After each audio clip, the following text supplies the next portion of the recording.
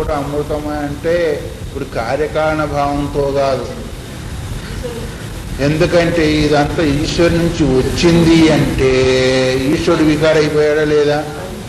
వికారైనందువల్ల అతను కూడా నిత్యం అవుతాడు. ఆయన అధిష్టాన రూపంలో ఉన్నాడే కానీ ఈశ్వరుని యొక్క శక్తి ఏంటిది? మాయ.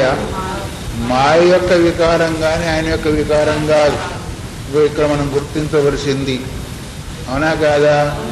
ఇప్పుడు మాయ నుంచి వచ్చింది అంటే మాయాధిష్ఠితమైన అది బ్రహ్మాధిష్ఠితమైన మాయ యొక్క స్వరూపంగా. ఎందుకంటే దేశకాలంతా కూడా వగైర వగైర అంతా కూడా దేని యొక్క స్వరూపం అనుకున్నాము? మాయ ఆరోపం కదా. ఆరోప అపవాదాభ్యం నిష్ప్రపంచమైన నేను చెప్పుకున్నాం ఆరోపం అంటే ఏంటో. అందువల్ల ఇది బ్రహ్మం నుంచి వచ్చింది అంటే అధిష్టాన రూపము లేదు శక్తిని అనుసరించి. ఎట్లాగా? ఒక ఉపమానం మీకు చెప్పాలంటే క్రికెట్ అంటే మీకు ఇష్టం కదా, చూడడం, ఆడడం, తినడం, ఇది చెప్పుకోవడం అంతా కూడా. సరే వేరే దేశంలో మన వాళ్ళంతా కూడా క్రికెట్ ఆడడానికి వెళ్ళారనుకోండి. వెళితే భారతదేశం గెలిచింది అంటారు. భారతదేశం గెలిచిందా? భారతదేశం గెలుస్తుందా? భారతదేశంలో ఉన్న వాళ్ళు గెలుస్తారా? మరి గెలిచేవాడు ఓడిపోయాడు. ఒకడైతే పేరు వరకు వచ్చింది, భారతదేశానికి వచ్చింది. అయితే దేశం ఆడుతుందా? ఓడిపోతుందా? ఓడిపోదు. దేశస్థులు ఓడిపోతారు. ఇప్పుడు బ్రహ్మం నుంచి వచ్చింది అంటే బ్రహ్మం నుంచి రాలే, బ్రహ్మానుగతమైన మాయ నుంచి వచ్చింది. ఇప్పుడు అర్థం చేసుకోవాలి మనం. అర్థమైందా? అలా కాకపోతే మళ్ళీ బ్రహ్మ వికారం అయిపోతుంది. బ్రహ్మ కూడా చచ్చిపోతుంది, మనం కూడా పోతాం. ఇంకా మళ్ళీ పుట్టేది కూడా లేదు. అందువల్ల ఎట్లాగైతే సైన్యము యుద్ధం చేసి ఓడిపోతూ ఉంటే గెలుస్తూ ఉంటే ఫలానా రాజా ఓడిపోయాడు గెలుస్తున్నాడని పేరు ఎట్లాగైతే వస్తుందో, రాజుగానే ఉన్నాడు, ఆయన గెలవలేదు. రాజు ఒకవేళ పోయి యుద్ధం చేసినప్పుడు దాని సంగతి వేరు. సైన్యము గెలుస్తుంది, సైన్యమే ఓడిపోతుంది. పేరు ఎవరికి వస్తుంది? రాజుకు వస్తుంది. మనుషులు ఆడుతూ ఉంటారు, ఓడిపోతూ ఉంటారు, గెలుస్తూ ఉంటారు. గెలిచారని ఓడిపోయారని పేరు దేశానికి ఎట్లయితే వచ్చిందో అట్లాగే బ్రహ్మం నుంచి వచ్చింది అంటే బ్రహ్మాధిష్ఠితమైన మాయ యొక్క ఇదంతా కూడా. అందువల్ల అధిష్టాన రూపంలో ఉన్న కారణం చేత బ్రహ్మను చెప్పుకోవాల్సి వచ్చేస్తుంది. అందువల్లనే ఇదంతా కూడా అమృత స్వరూపం అంటే అమృత స్వరూపమయ్యే ఉండింది. దానివల్ల ఇది వచ్చింది అంటే అమృత స్వరూపాన్ని ఆధారంగా చేసుకొని ఉన్న మాయ యొక్క స్వరూపంగా మనం అవగాహన చేసుకోవాలి లోపలి భావనగా. కానీ అధిష్టాన రూపం ఉన్నప్పుడు ఎవరు చెప్పుకుంటాము? బ్రహ్మం అని చెప్పుకుంటాం, కానీ వ్యక్తులను చెప్పుకోము. అక్కడ కూడా దేశాన్ని ఎట్లా చెప్పుకున్నాము, రాజుని చెప్పుకున్నామో అట్లా కూడా ఇక్కడ మనం దాన్ని చెప్పుకోవాలి. అందుకొరక ఇది అమృతం పురస్తాత్. పురస్తాత్ అంటే అర్థమేమి? తర్వాత అనేది కూడా అర్థం వస్తుంది, ముందనే అర్థం కూడా వస్తుంది. ఇది అమృత స్వరూపంగానే ఉంది. మొట్టమొదలు పురహ అంటే ముందని వస్తుంది, వెనక అనే అర్థం కూడా ఒకదాన్ని బట్టి వచ్చేస్తుంది. అంటే ముందు ఇది అమృత స్వరూపమయ్యే ఉంది, నామరూపాలు లేకుండా. కానీ ఇదంతా కూడా ఏం చెప్తుంది? ముండకశృతి కూడా చెప్పింది. ఇత్యాది అని అన్న ఇత్యాది వేదవాక్యాలంతా కూడా ఇప్పుడు దేని చెప్పే మనకి? దాని నుంచే సృష్టి కలిగింది అని. యతో వాయుమాన భూతాన్ని జాయంతి జన్మాద్యస్య యత అనే సూత్రం ద్వారా వచ్చిందని పూర్వపక్షం వాళ్ళు ఆక్షేపం చేసిన దానికి ఈ వేదవాక్యాలు సమన్వయం చేస్తూ చూపించారు. ఈ వాక్యాలంతా కూడా సృష్టికి కారణం బ్రహ్మమే అని చెప్తుంది. అది స్వతహాగా వచ్చింది కాదు, ఇంకో నుంచి పుట్టింది కాదు. అదే అధిష్టాన విషయాన్ని గుర్తు చేసింది. సరే, నచ తద్గతానాం పదానాం బ్రహ్మస్వరూప విషయ నిశ్చితే సమన్వయే అవగమ్యమానే అర్థాంతరకల్పన యుక్త. పూర్వం ఏమన్నారు? నిన్నటి రోజు కర్మకాండ వాళ్ళు వేదాంత వాక్యాలన్నీ కూడా క్రియందే అన్వయం అవుతున్నాయి, కానీ బ్రహ్మమందు అన్వయం కావడం లేదు అని వాళ్ళు నొక్కి గట్టిగా చెప్పారు. ఏం చెప్తున్నాడు ఇప్పుడు అంటే తద్గతానాం పదానాం అంటే వేదవాక్యాల యందు ఉన్న పదాల యొక్క అర్థము దేని చెప్తుంది? బ్రహ్మస్వరూపమే నిశ్చితే, బ్రహ్మస్వరూపమందే నిశ్చయం చేసి చెప్తూ ఉన్నాయి. ఇప్పుడు చెప్పిందంతా దేని గురించి చెప్పినట్టు? వేదవాక్యాలలో ఉన్న పదాలన్నీ కూడా బ్రహ్మమును నిశ్చయం చేసి చెప్తూ ఉంటే మీరు క్రియాపరకం అవుతుందంటే ఎట్లా చెప్తున్న స్వామి అమ్మాయి కానీ అర్థాంతర కల్పన. అర్థాంతర కల్పన అంటే కర్మకాండ యందు నిర్ణయం చేసి చెప్తూ ఉన్నాయి. అంటే ఇప్పుడు చేసేది చెప్పేదంతా దానిలో ఒక్కొక్క పదమన్నీ కూడా మొత్తం పదాలన్నీ కూడా బ్రహ్మను గురించి నిశ్చయం చేసి చెప్తూ ఉంటే మరి ఆ నిశ్చయాన్ని మీరు ఒప్పుకోకుండా అర్థాంతర కల్పన అంటే కర్మకాండ యందు నిరూపణ చేస్తున్నది అర్థాంతర కల్పన. ఈ అర్థాన్ని వదిలిపెట్టి ఇంకొక అర్థాన్ని తీసుకోవడం అర్థాంతర కల్పన. అది చేసేది ఏమైనా సమంజసంగా ఉంటుందా? ఉండదు. అందువల్ల మీరు ఏదైతే ఉందో ఆ మాటలు ఏంటిది అవుతుంది అంటే శృత హాని అశ్రుత కల్పన ప్రసంగాదు. వినేదం పోతుంది, వినందం వస్తుంది. ఏదంటారే చేసింది పోతుంది, చేయండి వస్తుంది. చేసింది వస్తుంది, చేయండి పోతుంది, కానీ విన్నదేమో ఉంటుంది, వినందేమో పోతుంది మామూలుగా. ఇప్పుడు మీరు చెప్పినట్టుగా మేము అవగాహన చేసుకుంటే ఏమవుతుంది? విన్నదేమో పోతుంది, వినందం వస్తుంది. ఉన్న అర్థం పోతుంది, లేని అర్థము వస్తుంది. అది వాక్యానికి సమనుగతం కాదు. వాక్యానికి ఏ అర్థం తీసుకోవాలో ఆ అర్థం తీసుకున్నప్పుడే దానికి సార్థకత అవుతుంది. కానీ ఉన్న అర్థాన్ని వదిలిపెట్టి లేని అర్థాన్ని తీసుకుంటే అది సమన్వయము కాదు. గాడిద అనే శబ్దానికి గుర్రం తీసుకొని ఉన్న గాడిద అనే అర్థాన్ని పోగొడితే ఏమైనా సమన్వయం అవుతుందా? కాదు. అట్లాగే ప్రతి వస్తువులు కూడా పరినిష్ఠితమైన అర్థం ఉంటుంది కాబట్టి ఆ అర్థం ప్రకారంగా తీసుకోవాల్సి ఉంటుంది. లేని అర్థాన్ని తీసుకుంటే అది సమన్వయము కాదు. దాన్ని ఏమంటారు? శృతహాని అశ్రుత కల్పన ప్రసంగం అంటారు. శృతహాని అంటే విన్నదేమో, అంటే విన్నదంటే అర్థమేమి? దాని వాస్తవిక అర్థాన్ని వదిలిపెట్టి లేని అర్థాన్ని తీసుకున్నట్టుగా అవుతుంది కాబట్టి ఆ దోషం, దాన్ని ఆ దోషం అంటారు. ఉన్న అర్థాన్ని వదిలిపెట్టి ఇంకో అర్థం తీసుకుంటామంటారు, దోషం అంటారు. లోకంలో కూడా అంతే కదా. నేను చెప్పిన మాటకు నువ్వు అర్థం చేసుకోక ఇంకో రకంగా భావించావయ్యా, అందుకొరకు నేను చెడైపోయానంటామా లేదా? వాడి భావాన్ని గ్రహించక ఇంకొక రకంగా గ్రహిస్తే కదా చెడైపోయేదానికి అవకాశం ఉంటుంది. అట్లాగే శృతి ఏ అర్థాన్ని చెప్తున్నదో దాన్ని వదిలిపెట్టి ఇంకొక రకంగా తీసుకుంటే అది అర్థాంతర కల్పన దోషం అవుతుందే కానీ అది నిర్దోషం అని చెప్పుకోకూడదు. అందువల్లనే ఇక్కడ కూడా నచతేషాం కర్తృస్వరూప ప్రతిపాదన పరతావసీయతే అన్నారు. కర్తృస్వరూప ప్రతిపాదన పరత ఆ వాక్యాలకు నీవెట్లాగైతే కర్మకాండలో కర్తృస్వరూపాన్ని ప్రతిపాదన చేస్తుందో ఇక్కడ కూడా కర్తృస్వరూప ప్రతిపాదన జరగడము లేదు. అక్కడ కర్తృత్వం అనేది లేదు, స్వతగా అక్కడి నుంచి వచ్చింది. అందువల్ల ఆ వాక్యాలపైన కూడా కర్త లేడు కాబట్టి, కర్మ లేదు కాబట్టి ఆ వాక్యాలు సార్థకం కాదు అనేదానికి కూడా వీలు లేదు, రాదు. అందువల్ల తేషాం అంటే ఆ వేదాంత వాక్యాలకు కర్తృస్వరూప ప్రతిపాదన పరత అవసీయతే. కర్తస్వరూపాన్ని కూడా ప్రతిపాదన చేస్తున్నది కూడా తెలియదు. ఎందుకు? తత్ కేన కంపస్యేతు. తత్ కేన కంపసి ఆ బ్రహ్మము లేదా బ్రహ్మజ్ఞాని కేన దేని చేత కం దేన్ని పశ్చేతు చూడగలడు. అంటే కర్త కర్మ క్రియ మూడు కలిగింది. ఆత్మజ్ఞాని అయిన వాడు అంతా నా స్వరూపమే అనుకున్నప్పుడు ఈ మంత్రం ఈశావాస్యంలో కూడా ఉంది. తత్కేన కంపస్యేతు అనేది ఈశావాస్యంలో కూడా ఉంది, బృహదారణ్యకంలో కూడా ఉంది. అంటే బ్రహ్మజ్ఞాని అయిన వాడు దేని ద్వారా దేన్ని చూస్తాడు? అంత సర్వం ఆత్మైవాభూ. చూసే కారణము తన స్వరూపమైంది, చూడబడే వస్తువు తన స్వరూపమైంది, చూసే చూపు తన స్వరూపమైంది. ఇంకా చూసేదెవడు, చూడబడేది ఏంటిది, చూపు ఏంటిది? అంతా ఒకటైనప్పుడు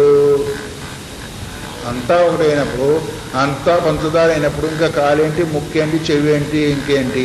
అంత పంచదార బొమ్మేనా కాదా? దేని వేరు చేస్తే ఇది పంచదార కాదని మనం వేరు చేయగలుగుతామా? చేయలేము.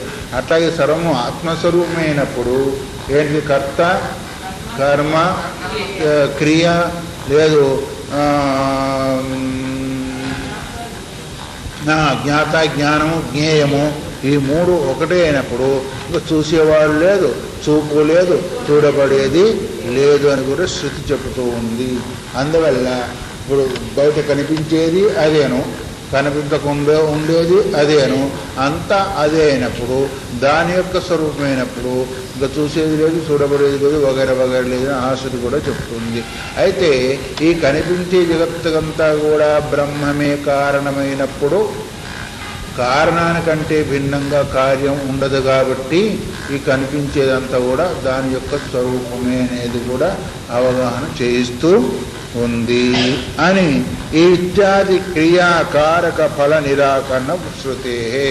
క్రియ లేదు, కారకం లేదు, కారణం కూడా లేదని వీటిని కూడా అది నిషేధిస్తూ శృతి చెప్తూ ఉంది. అంతా ఒకటే అయినప్పుడు అక్కడ కర్త లేదు, క్రియ లేదు, కరణం అంటే ఈ చక్షురాది ఇంద్రియాలు కూడా లేవు అన్నారు. ఇప్పుడు మనం కూడా ఈ శరీరాన్ని నిన్న విచారించాం. అంతా పంచభూతాలదే అయినప్పుడు దేన్ని కాదంటాము, దేన్ని అవునంటాము? ఈ గోళ్ళను తీసుకొని పంచభూతాలు కాదు, ఈ చర్మాన్ని తీసుకొని పంచభూతాలు అంటామా?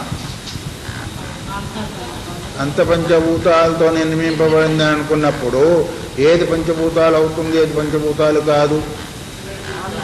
దేని నిషేధిస్తావు, దేన్ని స్వీకరిస్తావు? అట్లాగే సర్వం ఆత్మస్వరూపం అయితే ఏది అవునంటావు, ఏది కాదంటావు? అంటామా? అనేదానికి వీలేదు. అట్లాగే ఇదంతా కూడా అక్కడి నుంచే వచ్చిందన్నప్పుడు ఇంకా దానికంటే భిన్నం ఇది కాదు, ఇది దాని యొక్క స్వరూపమే అనేదానికి అవకాశం ఉంటుందా లేదా? అయినప్పుడు అక్కడ కర్త లేదు, కారణం లేదు. కర్త అంటే చూసేవాడు లేడు, లేదు కారణం అంటే చూసేది లేదు, చూడబడే వస్తువు కూడా లేదని ఈ మూడింటి త్రిపుటిని నిరాకరిస్తుంది శృతి. త్రిపుటిని నిరాకరించి చెబుతూ ఉంది అనేదాన్ని ఇక్కడ మనకు ఈ శృతి కూడా, బృహదారణ్య శృతి కూడా గుర్తు చేసింది. తర్వాత నచ పరినిష్ఠిత వస్తుస్వరూపత్వేపి ప్రత్యక్షాది విషయత్వం బ్రహ్మణః. ఒకవేళ పరినిష్ఠిత వస్తువు అంటే ప్రసిద్ధమైన వస్తువు, మరి చక్షురాది ఇంద్రియాలకు కనిపించాలి కదా అని ఒకవేళ నీవు అంటావేమో. ఇగో ఇక్కడ పండు ఉంది, ఇది ప్రసిద్ధమైన వస్తువు, ఈ విగ్రహం ఉంది, ఈ ప్రసిద్ధమైన వస్తువు అయితే ఈ చక్షురాది ప్రమాణాలకు కనిపించాలి కదా అని ఒకవేళ అంటామేమో. అట్లా కనిపించాలని నియమం కూడా లేదు. ఏదేది ప్రసిద్ధమైందో అదంతా కనిపిస్తున్నాయా మనకి లోకంలో? కనిపించవు. అందుకరికి పరినిష్ఠిత వస్తుస్వరూపేపి, అది పరినిష్ఠిత నిర్ణీతమైన సిద్ధమైన వస్తువే అయినప్పటికీ కూడా ప్రత్యక్షాది విషయత్వం నచ బ్రహ్మణః, ప్రత్యక్షాది విషయం బ్రహ్మ కాదు. ఎందుకు? తత్వమసి ఇది బ్రహ్మాత్మభావస్య శాస్త్రమంతరేణ అవగమ్యమానత్వాతో. పరినిష్ఠితమైన వస్తువు అయినప్పటికీ అది ప్రత్యక్షాది విషయ గోచరం కాదు. ఎందుకు కాదు అంటే ఆ బ్రహ్మం యొక్క స్వరూపము అది స్థూలం కాదు కాబట్టి శాస్త్రం ద్వారానే అది తెలియబడుతుంది కానీ ఇంకో దాని ద్వారా తెలియబడదు. అందుకే తత్వమసి ఇది బ్రహ్మాత్మభావస్య, ఈ బ్రహ్మమే ఆత్మ, ఆత్మే బ్రహ్మము అనే భావనని శృతివాక్యం తత్వమసి మహావాక్యం తెలుపుతుంది. అది తప్ప శాస్త్రమంత్రేణ అనవగమ్యమానత్వాదు. ఈ రెండింటి యొక్క ఏకత్వము శాస్త్రం తప్ప వేరే ప్రమాణం ద్వారా తెలియబడేది కాదు. ఎందుకు అంటే శాస్త్రం అక్కడి నుంచి వచ్చింది, శాస్త్రం దాన్నే బోధిస్తుంది. అది స్థూలం కాదు, అది సూక్ష్మము. అందువల్ల ఇక్కడ కరణాలేమో స్థూలమైన కరణాలు పరినిష్ఠిత వస్తువు అయినప్పటికీ సూక్ష్మమైన వస్తువును గ్రహించలేవు, బోధించలేవు. ఎలా అంటే పరమాణువులు పరినిష్ఠితమైన వస్తువులైనా కాదా? మరి ప్రత్యక్షాది గోచరం అవుతున్నాయా? కావడం లేదు. ఆకాశం కూడా పరినిష్ఠితమైన వస్తువే, అది చక్షురాది ఇంద్రియాలకు గోచరం అవుతుందా? అవలేం లేదు. అట్లాగే పరినిష్ఠిత వస్తువైనప్పటికీ ప్రత్యక్ష గోచరం కావాలనే నియమం ఎక్కడ కూడా లేదు. అందువల్ల బ్రహ్మము పరినిష్ఠిత వస్తువే అయినప్పటికీ ప్రత్యక్షాది ప్రమాణాలకు గోచరమయ్యేది కాదు. ఎందుకు ఆ విషయం చెప్పేది ఎవరు? శాస్త్రవాక్యం చెప్తుంది. ఆ శాస్త్రవాక్యం ద్వారానే మళ్ళీ అవగాహనకు వస్తుంది, కానీ ప్రత్యక్షాది విషయాలకు అది అవగాహన అయ్యేది కాదు. అందుకొరకే బ్రహ్మాత్మ భావస్య, ఈ బ్రహ్మమే ఆత్మ, ఆత్మే బ్రహ్మము అనేది ఏంటిది? భావన. అర్థమైందా? అది చక్షురాది ఇంద్రియాల ద్వారా అవగాహన కాదు, భావన ద్వారా మనం అవగాహన చేసుకుంటున్నాం, కానీ ఏ ఇంద్రియం ద్వారా అవగాహన చేసుకోవడం లేదు. ఒకటి, ఇప్పుడు ఒక వస్తువు ఉంది అంటే ఇక్కడ మనకు రెండు కనిపిస్తుంది. వస్తువు యొక్క స్థూల దృష్టి కనిపిస్తుంది, దానిలోని భావం కూడా కనిపిస్తుంది. భావం అంటే దాని యొక్క స్వరూపం. అర్థం చేసుకుంటున్నారా? పండు అని అన్నప్పుడు పండు యొక్క స్థూల రూపం మనకు కనిపిస్తుంది, దానిలోని భావన ఏదైతే ఉందో అది ఇంకొక దాని ద్వారా గోచరింపబడుతుంది. భావం సూక్ష్మము, వస్తువు స్థూలం. భావమేమో సూక్ష్మము, వస్తువేమో స్థూలము. స్థూలాన్ని స్థూలేంద్రియం గ్రహిస్తుంది, ఆ తర్వాత సూక్ష్మాన్ని, సూక్ష్మం అంటే అవగాహన ద్వారా అది వచ్చేసేస్తుంది.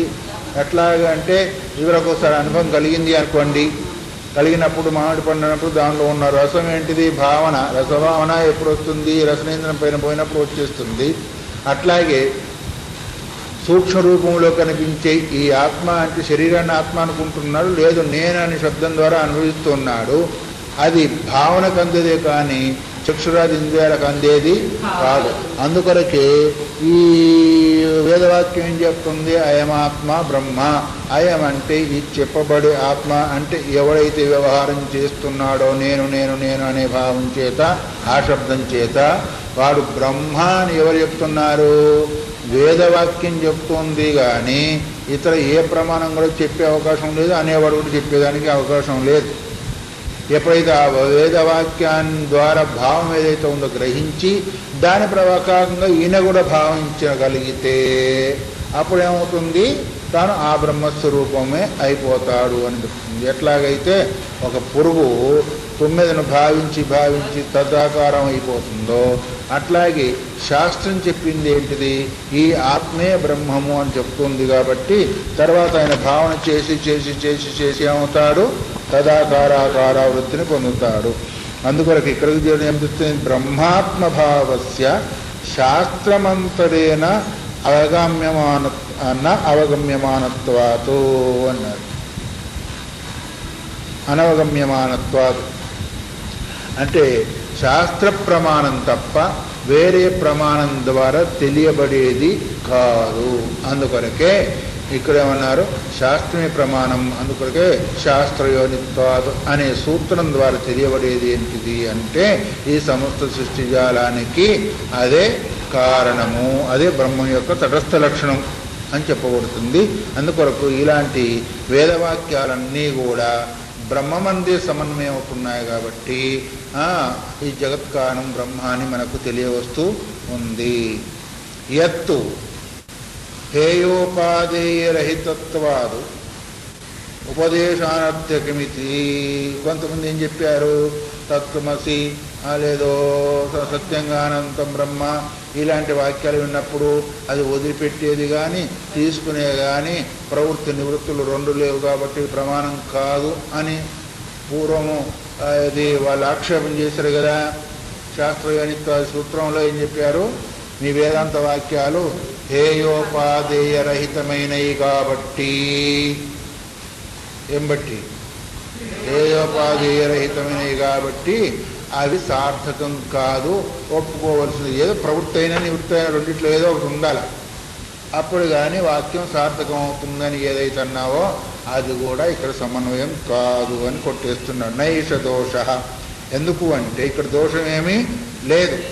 హేయోపాదేయ శూన్య బ్రహ్మాత్మతావ అవగమాదేవ సర్వక్లేశ ప్రహానాత్ పురుషార్థ సిద్ధే. హేయోపాదేయం ఎప్పుడొస్తుంది అంటే, హేయం అంటే తృణీకరించడం, ఉపాదేయం అంటే తీసుకోవు కదా. నువ్వు ఎప్పుడు తీసుకుంటావు, ఎప్పుడు తృణీకరిస్తావు? నీకు అనుకూలం అనుకుంటే దాన్ని స్వీకరిస్తావు, ప్రతికూలము దుఃఖ రూపము అనుకుంటే దాన్ని తృణీకరిస్తావు. ఈ రెండు పరిస్థితులైన కన్నా హేయోపాధయాన్ని కలిగేది. నీకు అనుకూలం అనుకుని సుఖరూపం అన్నా అనుకోవాలా, ప్రతికూలం అనుకుని దుఃఖరూపం అన్నా అనుకోవాలా. దుఃఖరూపం అనుకున్నప్పుడు నీకు నివృత్తి కలుగుతుంది, సుఖరూపం ఉన్నప్పుడు ప్రవృత్తి కలుగుతుంది. ఈ రెండు పరిస్థితుల్లోనే బాగా అర్థం చేసుకోండి. మూడో పరిస్థితి లేదు. సుఖరూపం అనుకున్నప్పుడేమో నీకు ప్రవృత్తి కలుగుతుంది, దుఃఖరూపం అనుకున్నప్పుడేమో నివృత్తి కలుగుతుంది. మరి మా వేదాంతం అంటావా హేయోపాదేయ శూన్య బ్రహ్మాత్మతావ అవగమదావ. ఇది హేయము కాదు, ఉపాదేయం కూడా కాదు. బ్రహ్మ యొక్క స్వరూపాన్ని అవగాహన చేసుకున్నంత మాత్రం చేతనే ఇవి రెండూ పూర్తయిపోతాయి. సమస్త దుఃఖాలు పోతాయి, సమస్త ప్రాప్తులు వస్తాయి. నువ్వు ఏదైతే కావాలనుకున్నావు, ఏదైతే వద్దనుకున్నావు, రెండూ అయిపోయినాయి అక్కడ ఒకేసారి. హేయ ఉపాధేయ శూన్యమైంది ఏంటిది? బ్రహ్మ. నువ్వే చెప్పావు కదా హేయ ఉపాధేయం లేదని. హేయము లేదు అక్కడ, ఉపాధేయము లేదు.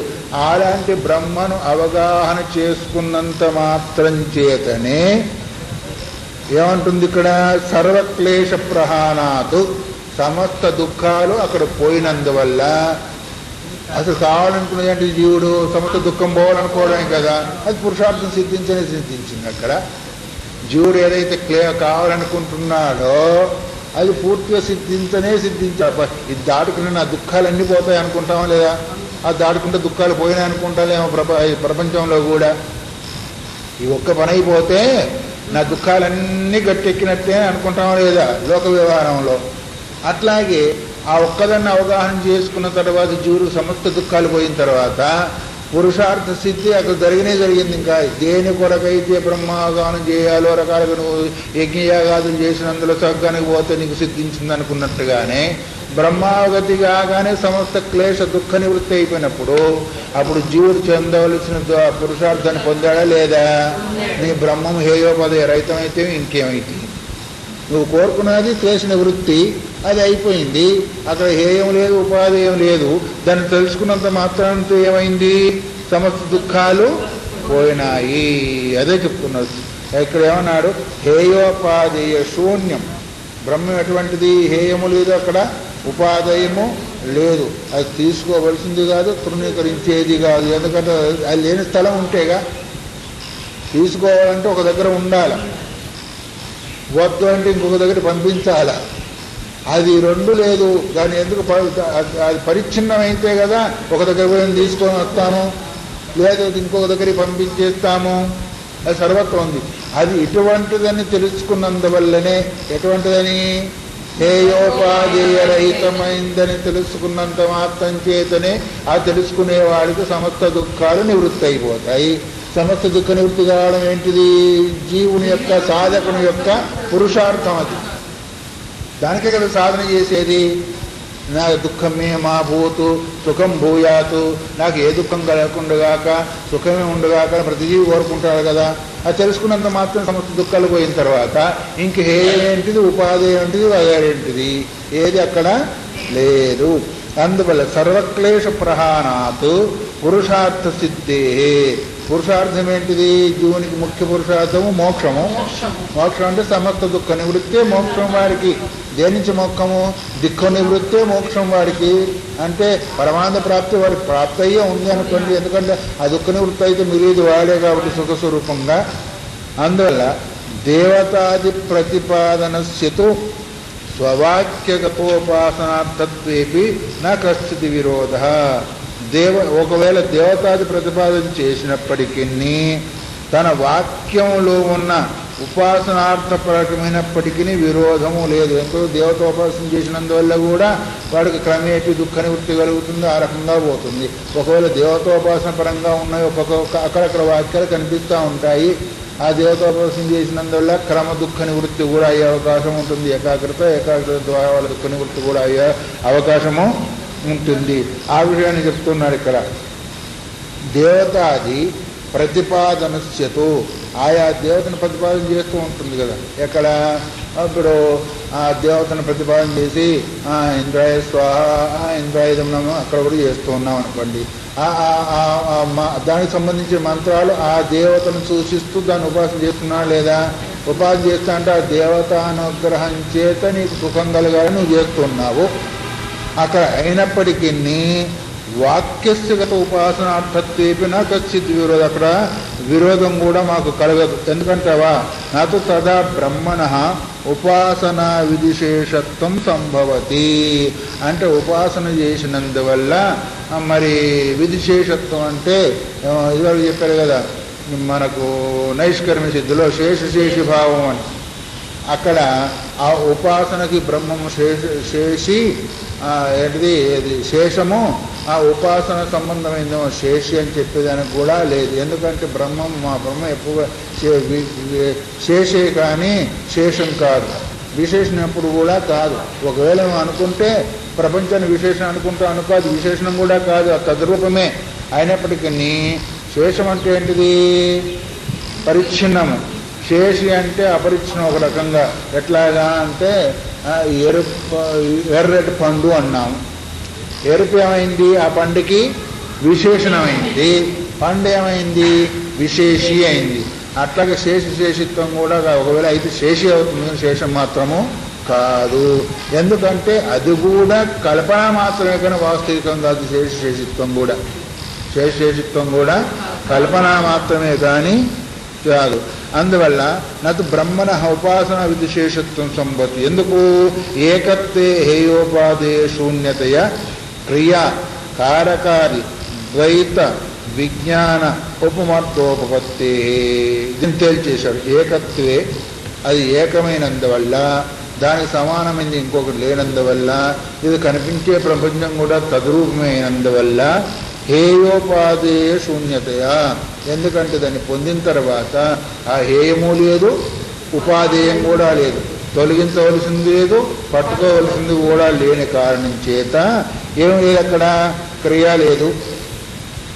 ఒకదాన్ని తృణీకరించాలంటే క్రియ కావాలా, ఆ క్రియ చేసేవాడు కావాలా, కారకుడు.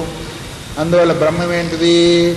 హేయోపాధేయ రహితమైంది కాబట్టి అక్కడ క్రియ లేదు. ఎందుకు లేదు? కారకుడు లేడు కాబట్టి.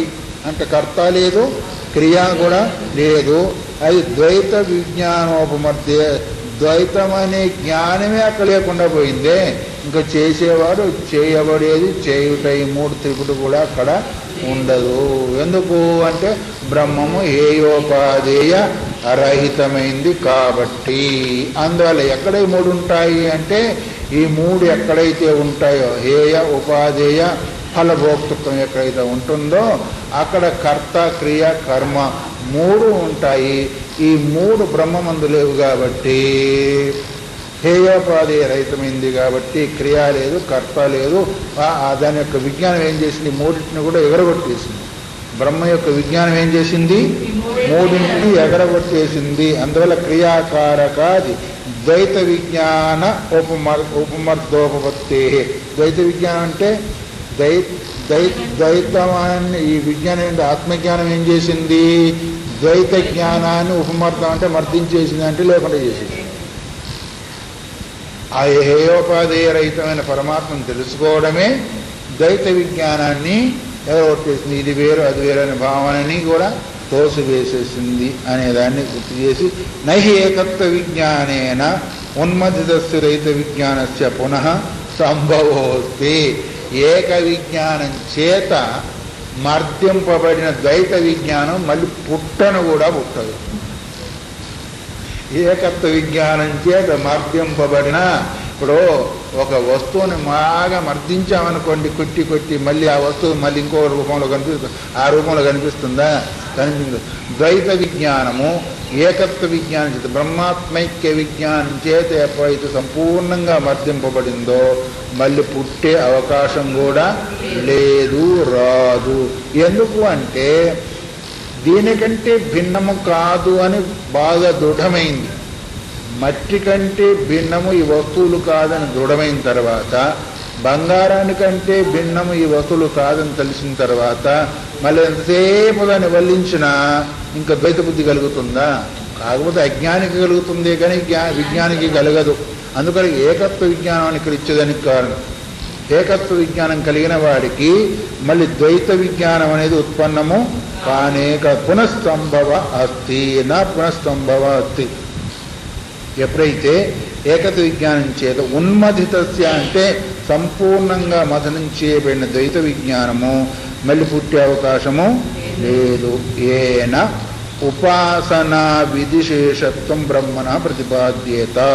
ఒకవేళ పుడితే అప్పుడు ఉపాసనను సూచించే విధివాక్యాలు ఏవైతే ఉన్నాయో వాటికి బ్రహ్మను శేషమును చెప్పేదానికి అవకాశం ఉంటుంది. అక్కడ పుట్టేదానికి అవకాశం లేదు కాబట్టి ఇక్కడ బ్రహ్మకు శేషశేషిత్వ భావన కూడా మరి చెప్పే అవకాశము లేదు, రాదు, వచ్చేదానికి అవకాశం కూడా లేదు.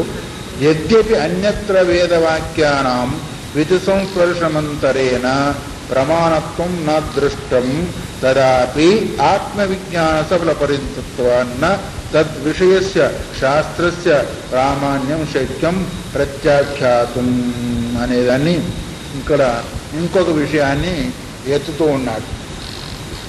ఏంటది? యద్యపి వేదవాక్యానాం విధి సంస్పర్శమంతరేణ. సంస్పర్శం అంటే ఏంటిది? సంలగ్నంగా సంబంధం కావడం.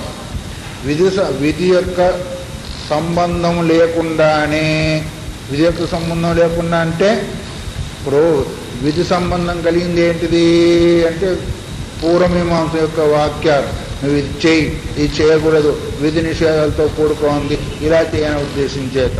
కానీ వేదాంత వాక్యాలు ఎటువంటి అంటే విధి యొక్క సంబంధం మాత్రం ఏమాత్రం కూడా లేదు, ప్రమాణం నా దృష్టం. అయితే విధివాక్యాలకు వేదాంత వాక్యాలకు